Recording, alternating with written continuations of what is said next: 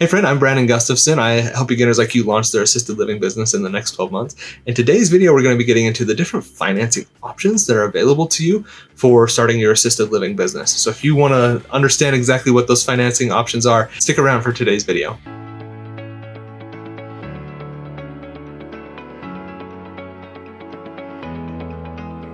Hey friend, welcome back to Assisted Living Investing. Excited to have you here with me on the channel today to talk about the different financing options to help you launch your assisted living business. Before we get into that though, I want to remind you to get over to the website, assistedlivinginvesting.net, and grab our free underwriting calculator. It's going to help you know if you have a profitable opportunity on your hands, and number two, help you get the funding, which is a lot of what we're going to be talking about, those different financing options. Each of these options that we're going to talk about today and each of these scenarios are going to be things that you're going to need a business plan for. A really solid one and really solid underwriting. So make sure you go and grab the free resources that we have at assistedlivinginvesting.net. We'll have links down below for all those as well. All right, let's get into the topic for today's video. What we're talking about today are the different financing options that you need to be aware of for launching your assisted living business. This is a part of phase 3 of my 5-phase process, which is how to obtain funds. We'll link the video up above about how to obtain funds and what that looks like for you. So if you missed that video, go watch that now. But let's get into the topic. The different financing options that are available to you. There's actually quite a few that are out there. So what I'm going to do right here is we're going to talk about the different financing options that exist, and then we're going to talk about different situations or scenarios that you might find yourself in and which of those financing options apply to that specific opportunity. Okay, so hopefully that will make sense. So the different options that you need to be aware of are SBA funding. You want to be definitely looking at SBA. It's a really good way to get into it. We have a bunch of videos on SBA, so we'll link those up above here on this video so you can go watch those and get some guidance there to understand exactly what that looks like. So SBA is number one. Number two could be conventional or traditional mortgages to help you buy an existing home. So that's an option that you can get into as well, conventional, traditional type mortgages. You could be looking at construction loans. If you're doing a new build, construction loans are a really good way to help figure that out. You could be looking at unsecured types of funding as well. So this could be unsecured lines of credit, which is really hard to actually do when you're doing an acquisition, but there is a space for it. There is a scenario where you might want to look into that. Private funding is another option there as well. So private funding, this is from a private money lender or hard money lenders, some people call them. So that's something that it essentially is a lower down payment. It's less secured options for people that might have bad credit or that have exhausted their ability to get SBA funds or things like that. So all of those are things that you want to be aware of as well.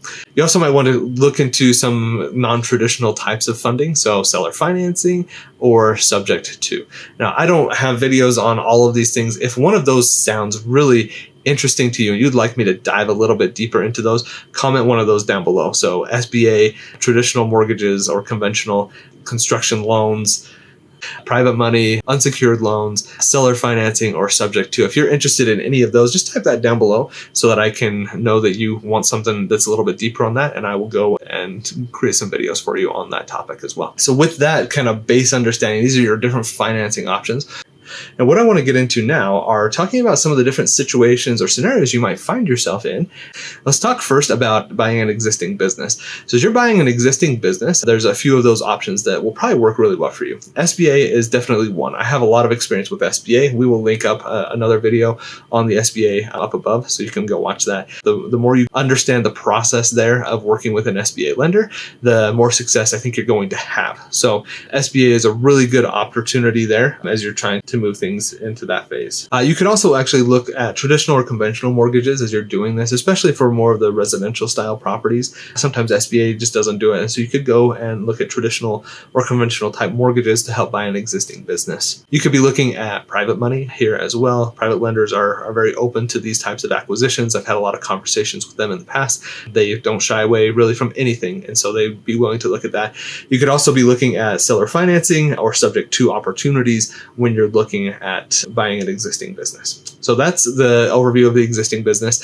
And when it comes to buying an existing home that you're going to renovate, it's basically the exact same thing. Although I will say that SBA loans are going to be really hard when you're buying an existing home and then you're going to convert it to use an SBA loan to buy that property, that's where it gets a little bit fuzzy.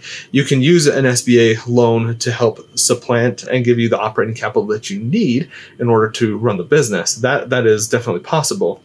But to buy the real estate, if it's just a single family home, SBA loans are not going to work very well for you. But you can get into traditional or conventional mortgages. You could look at private funding, private lender. You could look at seller financing, or even subject to.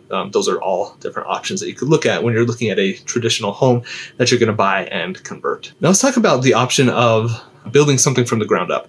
SBA actually works out for these. I have had conversations with people in my program. They've been able to secure millions of dollars for in SBA funding to help build something from the ground up. So that is actually an option that you can look at. You can look at construction loans here as well. Not really going to be something you can do a conventional or a traditional mortgage on, but construction loans that shift into that traditional or conventional mortgage, that is an option for you.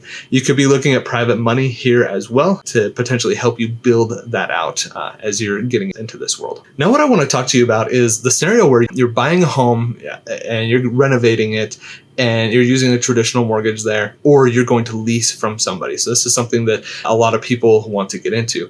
You're going to still need some funds to help run the business. This is where that underwriting calculator that we give away for free at assistedlivinginvesting.net, go grab that if you haven't already, where it can help you understand exactly how much you need.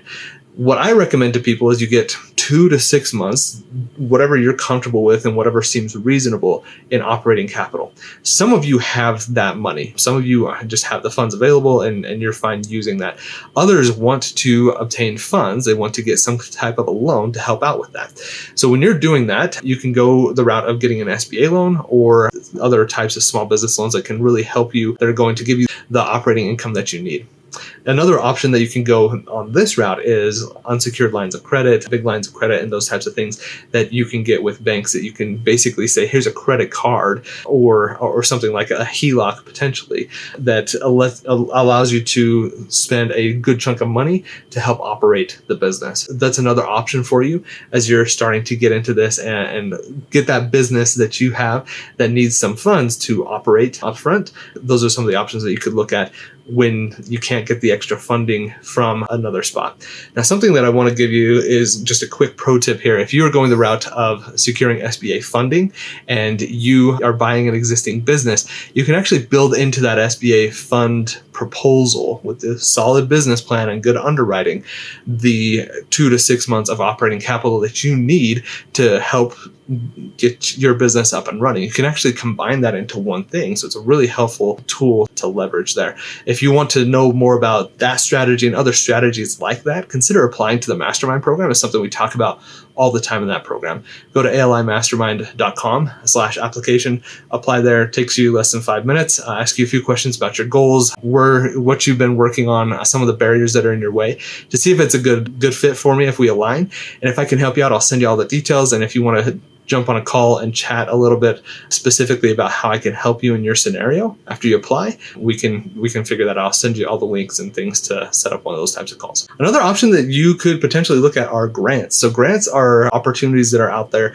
They may be few and far between for ones that are going to help you launch a business or do all the renovations, but you will probably be able to find opportunities that will allow you to get things to help operationalize your business, potentially like buying beds or getting the equipment for residents and things like that. There are also opportunities like with the USDA, if you're in a rural location, that can help you build something from the ground up. So there are grants out there that kind of help you out with that. 2 things here. Grants. I have a free grant writing template. You can go grab that at assistedlivinginvesting.net/grants to go get access to that.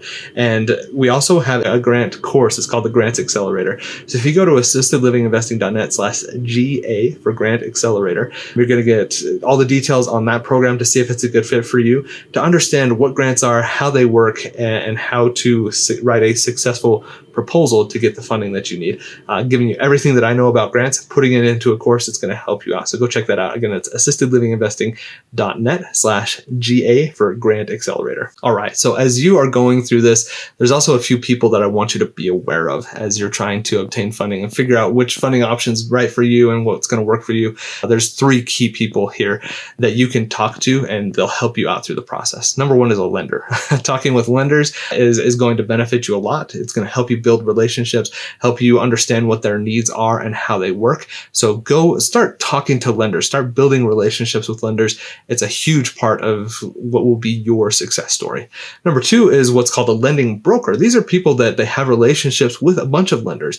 And when you go and you find one of these, they are a little bit hard to find, but if you find one and you say, I need SBA funding, I need traditional mortgage funding for this opportunity, they will have relationships that they can leverage and help introduce you to the right people. So these are really good people. If you can find them, they are worth their weight in gold. They are incredible relationships to build with people.